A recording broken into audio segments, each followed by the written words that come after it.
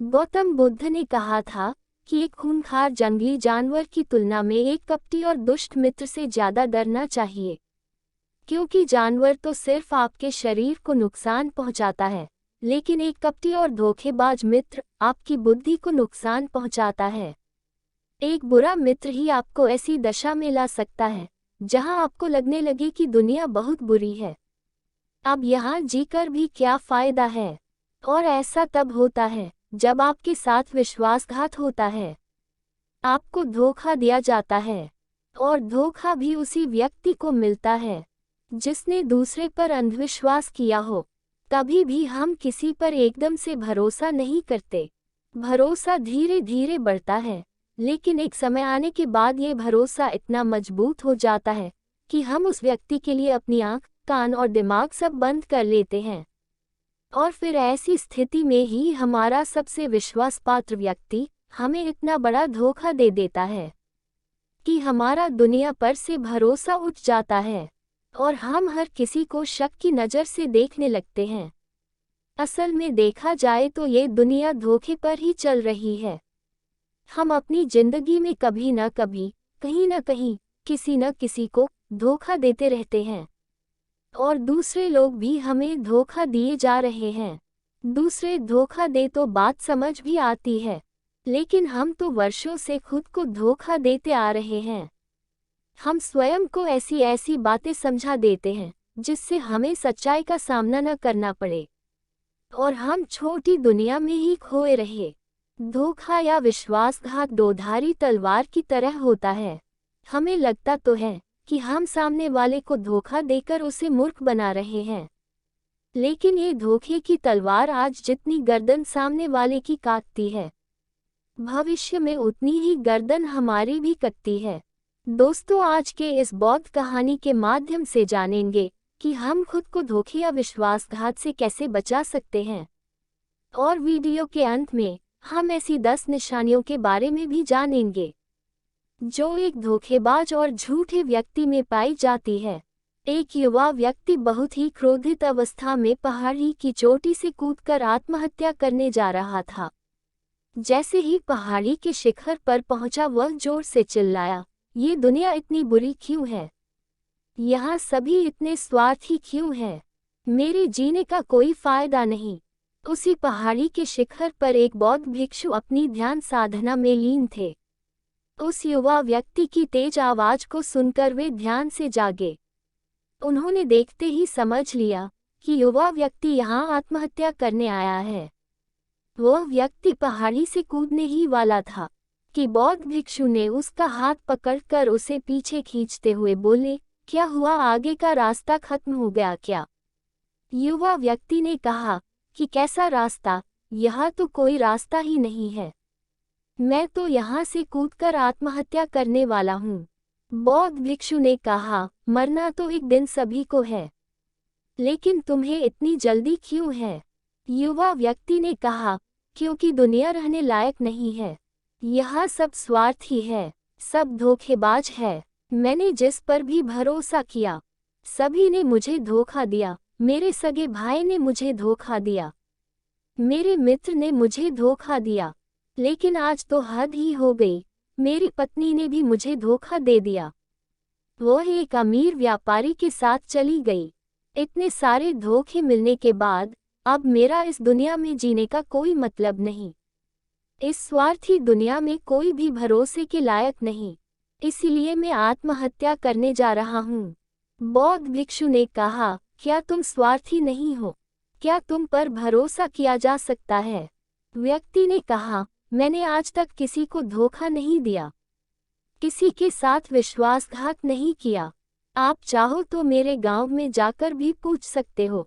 लोग अक्सर मेरा फायदा उठाते रहते हैं, लेकिन मैंने आज तक किसी के साथ बुरा नहीं किया। बौद्ध भिक्षु ने कहा, मैं तुम पर भरोसा नहीं कर सकता हूँ। तुम्हें मुझे ये सिद्ध करके दिखाना पड़ेगा कि तुम एक स्वार्थी व्यक्ति नहीं हो। व्यक्ति ने पूछा, ये सिद्ध करने के लिए उसे क्या करना पड़ेगा? भिक्षु ने कहा, तुम्हें अगले 1 साल तक मेरे साथ मेरे आश्रम में रहना पड़ेगा। तब जाकर मैं जान पाऊंगा कि तुम एक ईमानदार व्यक्ति हो।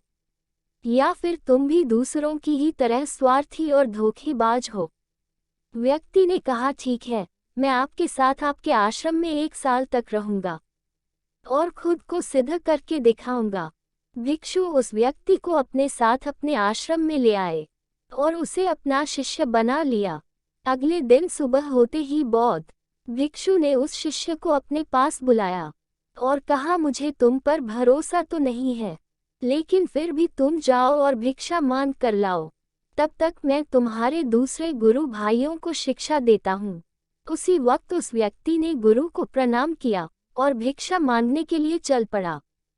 उसने आज से पहले कभी भिक्षा नहीं मांगी थी, इसलिए उसे भिक्षा मांगने में बड़ी तकलीफ हो रही थी। उसके मुंह से भिक्षा के लिए शब्द नहीं निकल रहे थे।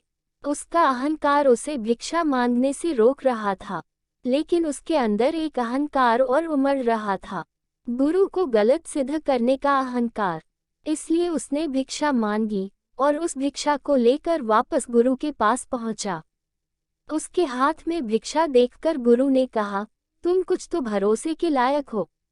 मुझे लगा था कि तुम भिक्षा नहीं मांग पाओगे, लेकिन तुमने मुझे गलत सिद्ध कर दिया।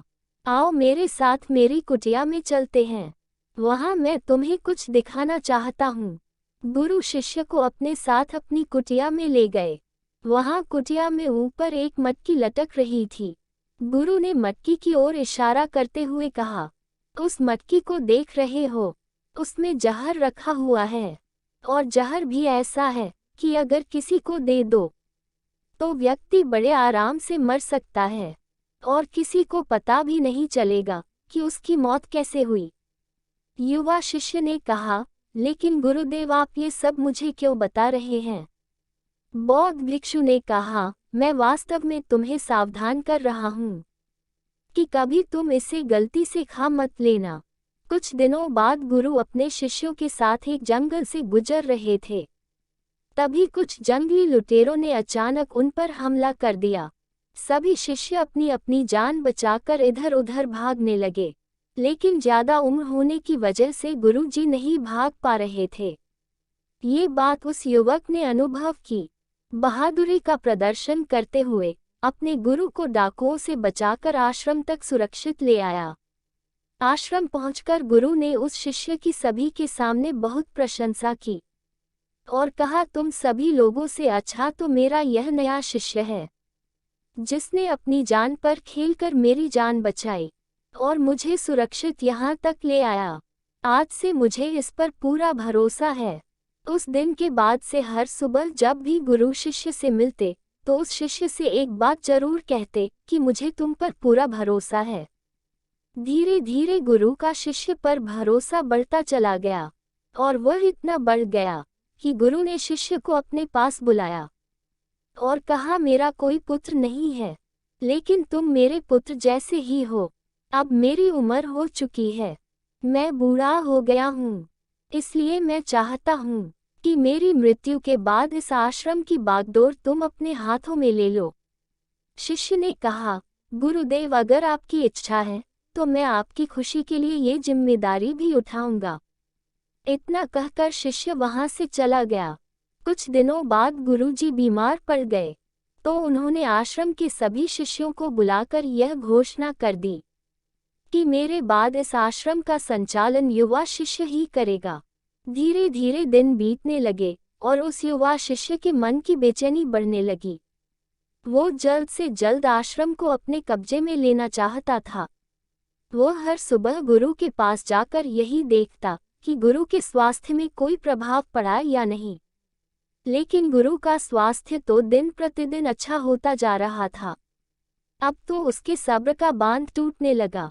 उसके रातों की नींद चली गई। हर समय यही सोचता रहता कि कैसे गुरु को रास्ते से हटाया जाए और किसी को पता भी न चले। कभी सोचता कि गुरु को नदी में धक्का दे देता हूँ, लेकिन अगले ही पल उसे ख्याल आया कि गुरु तो अच्छे तैराक हैं, वह तैरकर बाहर आ जाएंगे। फिर कभी सोचता कि गुरु को गला दबाकर मार देता हूँ। सब जानते हैं कि मैं गुरु का भरोसेमंद हूँ, इसलिए मुझ पर किसी को शक भी नहीं होगा। लेकिन फिर वह सोचता कि अगर थोड़ी सी भी चूक हुई तो इससे बात बिगड़ भी सकती है। मुझे कोई ऐसा तरीका ढूंढना होगा जिसमें गुरु की मौत भी हो जाए और सभी को यही लगे कि यह एक स्वाभाविक मृत्यु है। और भगवान को यही मंजूर था। एक दिन वह युवा शिष्य गुरु के पास उनकी कुटिया में बैठा हुआ था। तभी उसकी नज़र ऊपर लटक रही मटकी पर पड़ी। उसे याद आया कि गुरु ने कहा था, इसमें जहर है, और जहर भी ऐसा है जिसका किसी को पता नहीं चलता। उसने सोचा कि यही सही रहेगा, ये जहर गुरु को दे देता हूँ और किसी को पता भी नहीं चलेगा कि उनकी मृत्यु कैसे हुई। पूरे आश्रम पर सिर्फ मेरा नियंत्रण होगा। अगले दिन उसे चुपके से गुरु की कुटिया से वह जहर चुरा लिया और उसे गुरु के खाने में मिला दिया। गुरु ने वह खाना खा लिया और रात में सोने चले गए। लेकिन जब सुबह हुई तो पूरा आश्रम जागा, पर गुरु नहीं जागे। शिष्यों ने गुरु की कुटिया में जाकर देखा तो पता चला कि गुरु की तो मृत्यु हो गई है। जब ये बात उस युवा शिष्य को पता चली तो वह अंदर ही अंदर बहुत खुश हुआ और आश्रम को अपने नियंत्रण में लेने का काम शुरू कर दिया। उसी आश्रम में गुरु का एक सबसे पुराना शिष्य भी था। वह चुपचाप ये सारी घटना देख रहा था। वह अपनी कुटिया में गया और वहां से एक औषधि ले आया और वह औषधि गुरु को पिला दी। थोड़ी ही देर में गुरु की चेतना लौट आई और वह एकदम स्वस्थ होकर बैठ गए। ये सब देखकर उस युवा शिष्य के पैरों तले से जमीन खिसक गई। वह बुरी तरह घबरा गया। गुरु ने बाकी के सभी शिष्यों को अपने अपने कामों में वापस भेज दिया और उस युवा शिष्य को अपने पास बुलाकर कहा, क्या तुम अभी भी विश्वास करने के लायक हो? क्या तुमने मुझे धोखा नहीं दिया? क्या तुम स्वार्थी नहीं हो? वह शिष्य गुरु के चरणों में गिर पड़ा और बोला, पता नहीं यह अपराध उससे कैसे हो गया। मैंने आज से पहले तो कभी किसी को धोखा नहीं दिया था। लोग मुझे धोखा देते आए हैं, लेकिन पता नहीं क्यों और कैसे मैंने आज आपको धोखा दे दिया। गुरु ने कहा, तुम मुझे धोखा दे ही नहीं सकते थे, क्योंकि मैंने तुम पर कभी भरोसा किया ही नहीं था। मैं किसी भी इंसान पर भरोसा नहीं करता। मैं केवल उसी पर भरोसा करता हूँ जो मैं अपनी आंखों से देखता हूँ। और मुझे तुम्हारे अंदर लालच दिखाई दे रहा था, और ये लालच भी मैंने तुम्हें जानबूझकर दिया था, क्योंकि कोई भी व्यक्ति केवल 3 कारणों से ही किसी के साथ विश्वासघात करता है। पहला स्वार्थ, दूसरा लालच और तीसरा ईर्ष्या। उस युवा भिक्षु ने गुरु से पूछा, लेकिन गुरुदेव, मैं खुद को स्वार्थ, लालच और ईर्ष्या से कैसे मुक्त कर सकता हूँ? उन्होंने कहा, खुद को पढ़ो, खुद को जानो, खुद के भीतर उतरने का प्रयास करो। इंसान के भीतर बड़ी संभावना है, वे खुद को कुछ भी बना सकता है, वह कुछ भी हो सकता है। और जब तुम में कोई बदलाव आए तो खुद के भीतर झांककर यह जानने का प्रयास करो कि तुम क्यों बदल रहे हो, कौन तुम्हें बदल रहा है, ये बदलाव अच्छा है या बुरा। खुद का आत्मनिरीक्षण करने का प्रयास करो। गुरु के ये शब्द सुनकर शिष्य ने फिर उनके पैर पकड़ लिए और कहा, गुरुदेव, मैं आपका शिष्य बनकर रहना चाहता हूँ और यह ज्ञान प्राप्त करना चाहता हूँ कि मैं कौन हूँ, क्या हूँ और क्यों मैं बदल जाता हूँ। गुरु ने कहा, हमारे आसपास ऐसे बहुत से लोग हैं और ऐसे बहुत से लोग हुए हैं जो इस बात की मिसाल है कि उन्होंने अपने स्वार्थ, लालच और ईर्ष्या के बस में आकर कभी भी किसी को धोखा नहीं दिया, किसी के भी साथ विश्वासघात नहीं किया। धोखा इंसान तभी देता है जब उसे लगता है कि जो वह कर रहा है उसे कोई देख नहीं रहा और भविष्य में भी किसी को उसका पता नहीं चलेगा और जो वह कर रहा है वही सही है। हालांकि पकड़े जाने के बाद खुद को बचाने के लिए वह तर्क दे देता है कि मैं तो कुछ कह नहीं सकता था, मेरे पास एक ही रास्ता बचा था, मैं मजबूर था। लेकिन हर धोखे के पीछे की सच्चाई यही है कि व्यक्ति उसे जानबूझकर अपने फायदे के लिए करता है। गुरु ने शिष्य की आंखों में देखते हुए कहा, याद रहे, हम जब भी किसी को धोखा देते हैं तो हम उसकी आंतरिक चेतना को ठेस पहुंचाते हैं और वह इतनी बुरी तरह आहत हो जाता है कि उसका किसी पर भरोसा नहीं रह जाता और वह अंदर से बहुत दुखी, खुद को बड़ा अकेला महसूस करने लगता है। इसलिए अगर तुम चाहते हो कि तुम्हें कोई धोखा न दे पाए, तो अपनी आँख, कान और दिमाग को खुला रखें। लोगों पर भरोसा तो करो, लेकिन इतना भरोसा मत करो कि तुम्हारा फायदा उठाने लग जाए। हमेशा अपने सबसे महत्वपूर्ण कामों का नियंत्रण अपने हाथ में रखो और कभी भी अपने जीवन की बागडोर किसी दूसरे के हाथों में मत दो। और बीच बीच में खुद की भी जांच पड़ताल करते रहो कि जिस धोखे से तुम बचना चाहते हो, वैसा ही धोखा तुम तो किसी दूसरे के साथ नहीं कर रहे हो। और अगर फिर भी तुम्हें कोई धोखा दे तो निराश मत होना, क्योंकि हर एक धोखा इंसान को कुछ न कुछ सीखा जाता है। धोखा खाने के बाद इंसान पहले से कहीं ज्यादा सतर्क और समझदार हो जाता है। इसलिए सिर्फ एक धोखे की वजह से खुद की जिंदगी को बर्बाद मत करो और इसे एक सीख समझकर आगे बढ़ जाओ।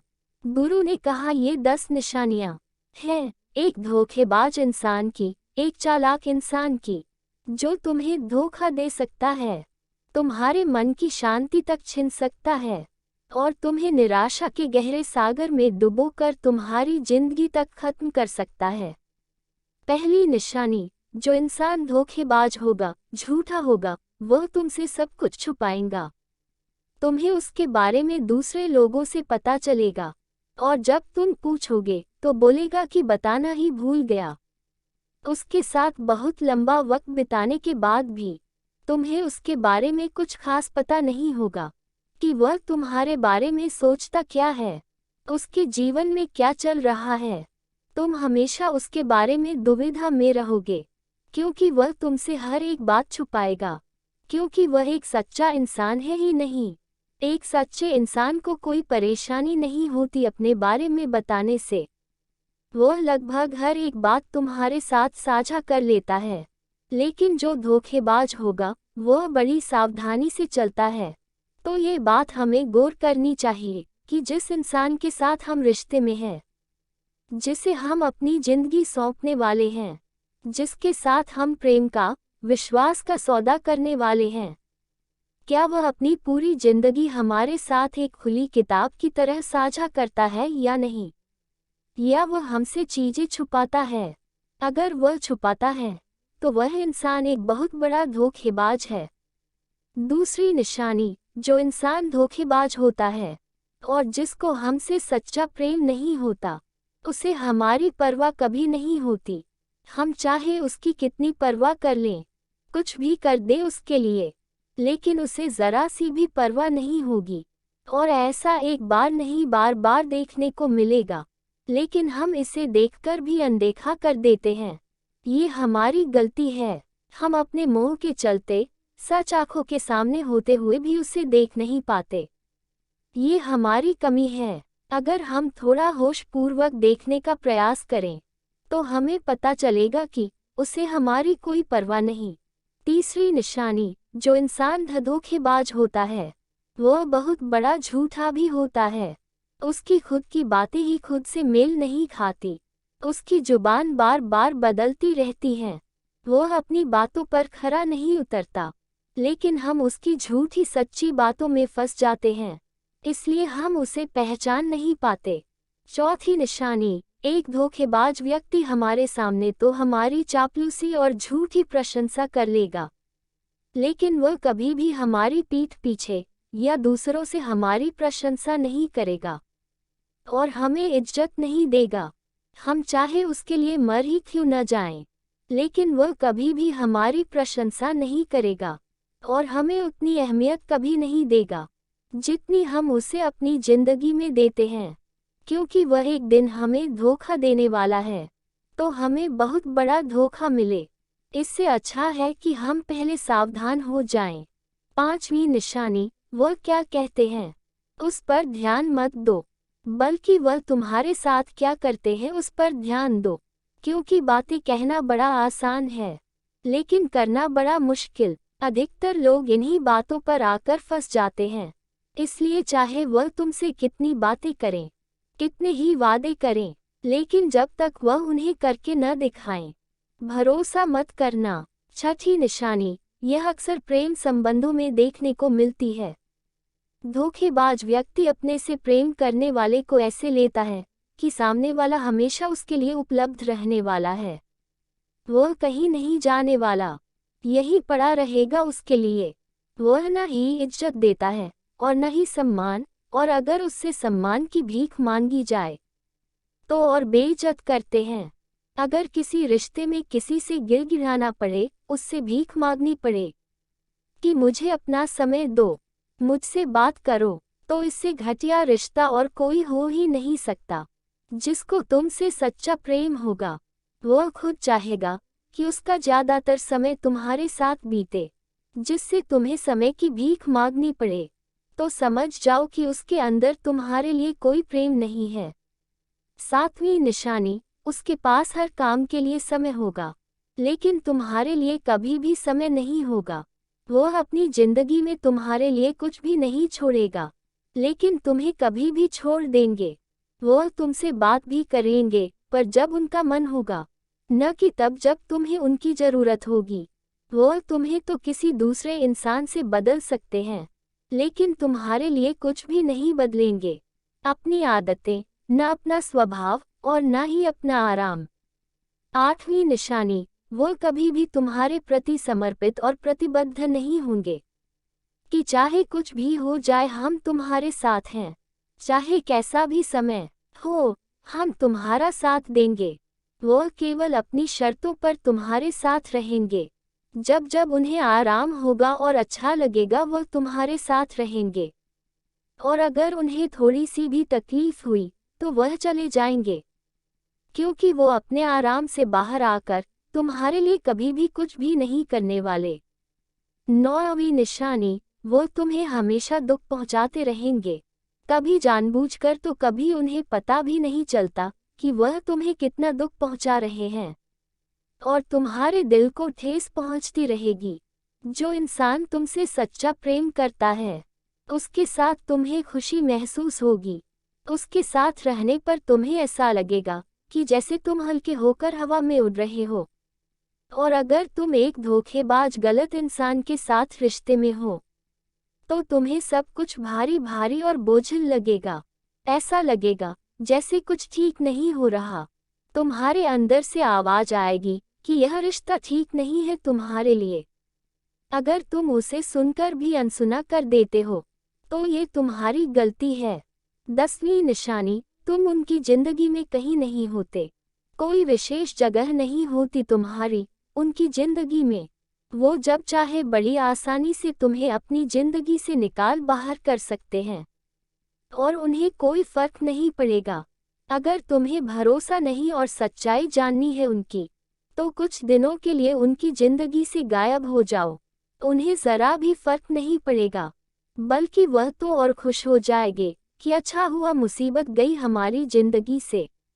अब हम और आज़ाद हैं, अब हम जो चाहे वो कर सकते हैं। दोस्तों, अगर आप भी ऐसे इंसान के साथ रिलेशनशिप में हैं, तो होश में आ जाए और जितना जल्दी हो सके इससे बाहर आ जाए। यकीन मानिए, ऐसे रिश्ते से बाहर आकर आपको शांति, सुकून, प्यार सब मिलेगा। और क्या सिर्फ वही एक इंसान है इस दुनिया में? आप एक बुरे इंसान को छोड़ेंगे तो 10 अच्छे इंसान आएंगे आपकी जिंदगी में, जो आपको सम्मान देंगे, प्यार देंगे। और जब तक आप ऐसे झूठे इंसान के साथ जुड़े रहेंगे, आपको दूसरे अच्छे इंसान दिखेंगे नहीं। जैसे ही आप ऐसे धोखेबाज इंसान को छोड़ेंगे, आपकी जिंदगी में अच्छे इंसान आने शुरू हो जाएंगे। एक बात और, आजकल जिन लोगों के साथ रिलेशनशिप में, प्यार में धोखा होता है, वह कहते हैं कि प्यार व्यार कुछ नहीं होता, सब कुछ धोखा होता है, आजकल सब कुछ झूठ है। लेकिन ये पूरी तरह सही नहीं है। वो इंसान जिसने आपको धोखा दिया, वो प्यार का मतलब नहीं जानता था। पर आज भी दुनिया में ऐसे बहुत से लोग हैं जो प्यार करना भी जानते हैं और उसे निभाना भी जानते हैं। जिन जिन लोगों के साथ धोखा हुआ, वो तो अपनी तरफ से सच्चा प्यार कर ही रहे थे ना। प्रेम तो ईश्वर का वरदान है और प्रेम पर ही दुनिया टिकी है। अगर गलत इंसान आपके प्रेम को नहीं समझ पाया, तो इसका मतलब यह नहीं कि इस दुनिया में प्रेम ही नहीं है। ये दुनिया प्रेम से चलती है। ये हंसती नाचती दुनिया प्रेम करने वालों की बदौलत ही है। और अंत में एक बात और, दोस्तों, अगर आपको अपने परिवार वालों से धोखा मिले या फिर आपको कोई गलतफहमी हो गई हो, तो कोशिश यही करिएगा कि आप लोग एक दूसरे की बातों को समझें, एक दूसरे को जानें और एक दूसरे को माफ करें। क्योंकि दोस्तों, आपको बहुत सारे लोग मिल जाएंगे, लेकिन आपके परिवार जैसे लोग आपको पूरी दुनिया में कहीं और नहीं मिलेंगे। हाँ, उनकी बात अलग है, जो आपके परिवार से थोड़े बाहर के लोग हैं, जैसे आपका मित्र, कोई दूर का सगा संबंधी या फिर कोई पड़ोसी। लेकिन परिवार के लोगों को माफ करने में ही समझदारी है। तो दोस्तों, आज की कहानी आपको कैसी लगी कमेंट जरूर करें और वीडियो को लाइक और शेयर जरूर करें और चैनल को सब्सक्राइब करके हमें सपोर्ट करें। धन्यवाद।